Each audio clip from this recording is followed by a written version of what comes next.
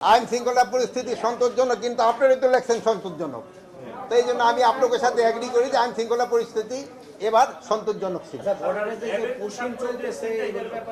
Pushing চলতেছে এই ব্যাপারে আমি তো বহুবারই বলছি, আমরা এই ব্যাপারে পররাষ্ট্র মন্ত্রণালয়ের সাথে আমরা বেশ কয়েকবার যোগাযোগ করেছি এবং আমাদের যে পররাষ্ট্র হাই কমিশনার আছে ইন্ডিয়া, সেও আমাদের অফিসেও আসছিল, তার সাথেও আমাদের কথা হয়েছে।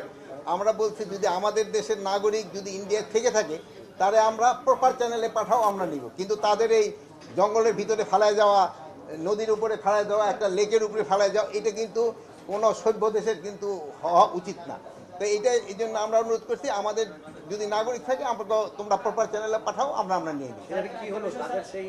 এইটা ক্ষেত্রে তাগো আমরা বলে যাচ্ছি এবং আমি আপনাদেরও অনুরোধ করবো আপনারাও এটা মিডিয়ায় বলতে থাকেন। র্যাবের পোশাক পরে একটা যেই ঘটনাটা ঘটছে এটা নিয়েও আমরাও খুবই কনসার্ন।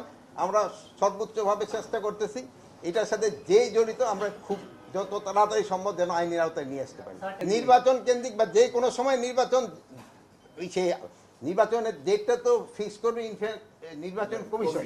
ওনারা যেই সময় ফিক্স করবে আমরা মনে হয় আমাদের আইন শৃঙ্খলা বাহিনী ওই সময় তারা প্রস্তুত। আগের 15 বছরের মতো ভাবেন গেলে দুইটা পিটি মারলো, পুলিশ খুব সচল।